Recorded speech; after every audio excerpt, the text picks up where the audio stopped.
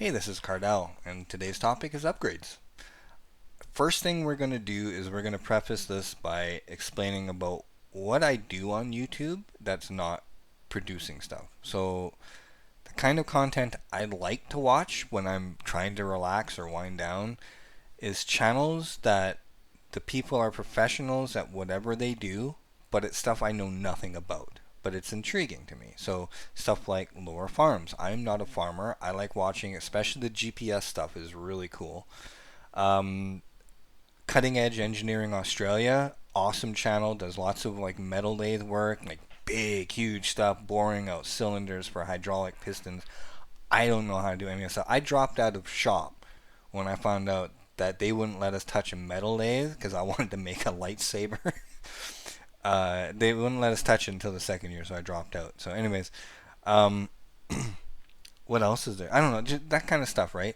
Now, the other channel that really helped me in the past little while is Gerald Undone and like F Stoppers, and there's a bunch of these camera oriented channels. I didn't actually take any of their advice. I used it as like things that I could use in the future, but everything they talk about on those channels so far out of my budget. I don't have $1,000 for a camera body, like a DSLR camera body. I don't have that kind of money.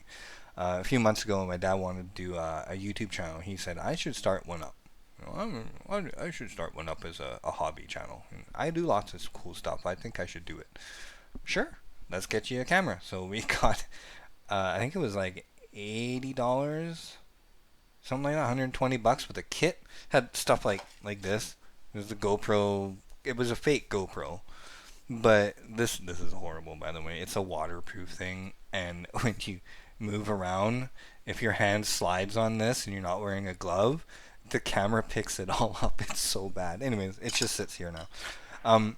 Anyways, so he has a channel now. I even have a repurposed 27-inch iMac in the shop that I did a solid state drive swap on for him. Took out the hard drive because the hard drive died. Put that in, put iMovie on there, and he edits his own videos now. And he's actually produced more videos this month than I have in like the last 5 months. It's sad.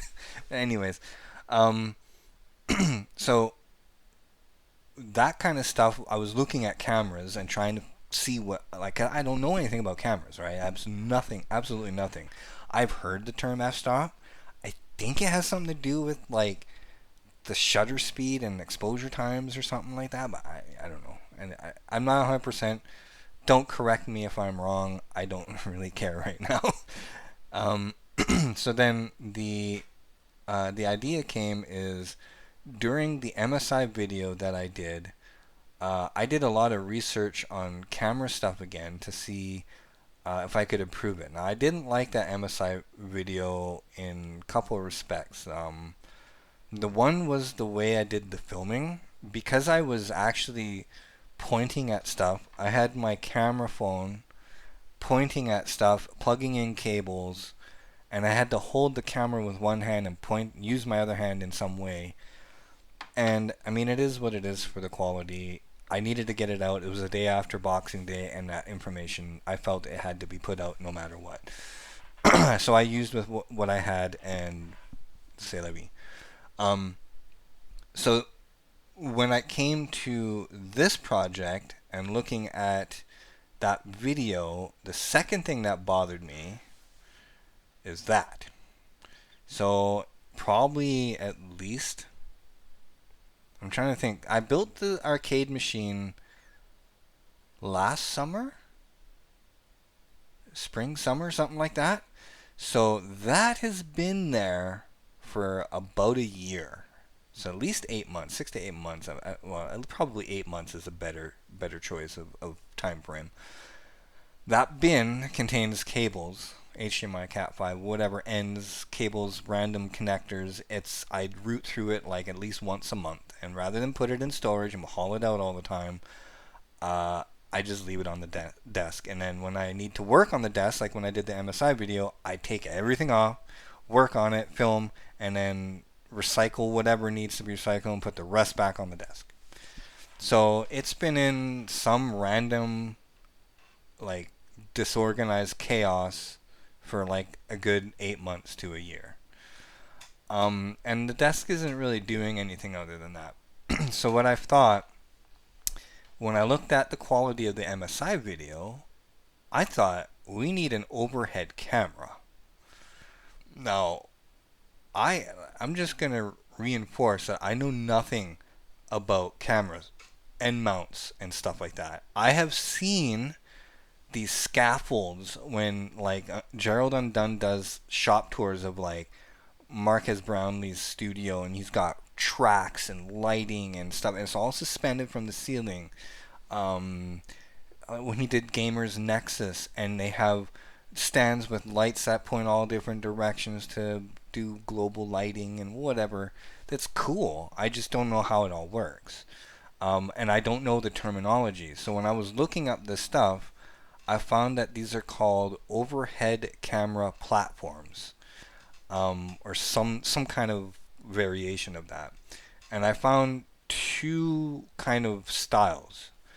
Um, and I watched some videos on Gerald Undone, and I couldn't really find anything.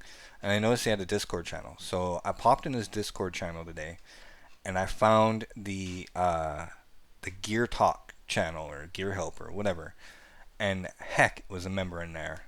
This is great. That awesome person. We passed links of YouTube videos and Amazon product links back and forth and discussed the pros and cons, and we kind of both came to the conclusion that there's two mounts would not work that you could just ready buy off the shelf. So the one was like a boom one, so you put the camera on the end and it's like a boom that you could angle, had little adjustable nuts and stuff that you could like joints and stuff like those uh, Gorilla Grip mount things, whatever that. But it was like a steady bar, whatever, and that's fine, but it's only for one product. So if you want to add anything or add a light, you have to either get a clamp or buy another stand or whatever. Not going to work. Why would you want to spend that kind of money over and over and over and over again? So the other style was a gantry, like a 3D printer type of a thing that looked really cool on there. It was $200. However, when I started looking at the product images, if you're not familiar with 3D printer, it's got like a base, but then it has two vertical pieces and then a horizontal piece. And that's usually where like the 3D print head can move left and right on an x-axis. Um, that part there had clamps, it's C-clamps. And if you've ever used a C-clamp or seen one, it's got a flat piece that's built into the C-clamp. And then it has the threaded part that goes down, and then there's a little cone-shaped piece that spreads the weight along the part that you're trying to clamp together. Well, this didn't have the cone part. It didn't even have the cheap plastic one that usually falls off when you take the C-clamp off. So I thought that's not going to work, because if you're screwing right into the metal, one, you're going to chip the paint and you're going to have a ridge. Two, you're probably going to squeeze right into the metal after that and you're going to make a dimple. And the next time you go to move it left or right and you try to clamp and you try to tighten it, it's going to slide right into that dimple. And then you don't have any like fine adjustments at all. It's just not good. So I decided against that. That was $199 for that. Um, I decided for 2020 aluminum extrusion that has, I think they're V slots, and then I have a bunch of plates with T nuts and screws, M5 screws. They're 8 millimeter that go right into it. It's great. And then it has, um, oh, it has, I got thumb screws, which is another feature that I thought about. So wh- these things are 39 and a half inches long, and there's 10 pieces of aluminum. I'm only going to use 1, 2, 3, 4, 5. Okay, but this is going to be 39 and a half inches wide. The gantry is probably like 3 inches, 4 inches, something like that. I don't know how, I haven't seen it, but it's okay size. But it has the grooves and it slides along the extrusion. But that plate can slide anywhere along that entire 39 and a half inch extrusion piece that goes across the top. And I thought that's cool because it'll be quite wide. I think it's like a 4.5 or 5 foot wide desk. So this will be almost the whole width, and I'll have the whole width. But if I want to look at the whole top, I need it to be high. But if I don't need to be looking at the whole desk, I need it to be low. And the only way to do that is have optical zoom on a camera. No, I'm not spending $1,100 on a camera.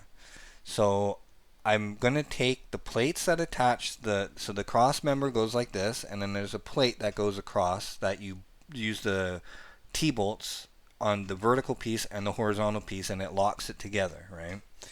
And on the vertical piece, I'm going to use two thumb screws. So I can loosen the other ones, and the thumb screws are tight, and I can loosen off the thumb screws and slide it down in the channels up and down, tighten them back up, and then wherever I want, wherever it looks good, tighten everything back up, and then I can adjust the gantry. I'll put one in the middle of it that lines up with the groove on the bottom side, and loosen that, and I can just move it. It doesn't have to be super tight, it just has to not move, right?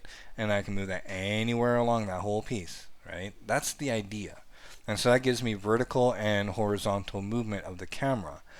Plus the camera I found an IP camera. It was $63. We'll see how good that is. If Gerald, you're watching this, you're probably shaking your head and just saying, "Oh, you shouldn't have done that," but whatever. We'll see. But it's got a manual zoom on it, so it actually has, however good it's going to be. It says it has a manual zoom, so we'll see what it's like. It's probably really crappy, but we're going to mount this up. PoE. I bought a PoE switch. I bought a box of cable and a crimper, and we're going to do the network again in the room, and we're going to hook it up to OBS, and then we're going to stream the whole thing from start to finish. And we're going to do a premiere so that everybody can get here on time and go through the whole process together. And I want to do it all in one fell swoop because I can then edit it for smaller content if I have to later. But I want to do the whole thing in one shot. And the way I'm thinking of it is pretty cool. This will be clean this week. That's step one. Step two, we're going to start the stream and we're going to set up the IP camera first. We're going to get that working with OBS, and once that's working, I'm going to see if I can mount this camera to the tripod that I have and use the camera to film the rest of the stuff and assemble the rig itself. And then we can have some fun. And we'll do the assembly, put it on the desk, hook up the camera again, and then the next step is going to be unboxing the Arduino that I got and seeing what that looks like, because I've never seen one in person before. I've only seen the Raspberry Pi. So I'm fairly excited. I've got a whole bunch of little components, like that orange box right there. It's got like LEDs and capacitors, resistors, GPIO stacks that you could plug into things. I have another box that has a bunch of resistors, like huge ranges, like 500,000 resistors. Like it's huge. I don't know how many are in there. Probably not that many. But anyways, I do have some stuff that I wanted to get into it, just never been able to. We're gonna unbox stuff, and we will see how it goes. I hope it goes smoothly. I think for premieres you have to turn on your alerts. So if you want to watch it, subscribe and turn on the alerts so that when I put the premiere on, I'm probably not going to do a video until then. I'm going to get everything ready, and then we will do the premiere and film the whole thing, have a good time, chat, invite your friends to come and visit and hang out, and just have a good old party and get some work that we know nothing about done.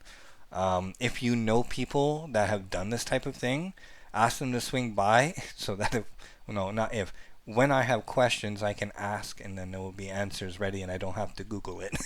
So anyways, that's great. Thanks for watching, and we will see you hopefully in no more than 2 weeks.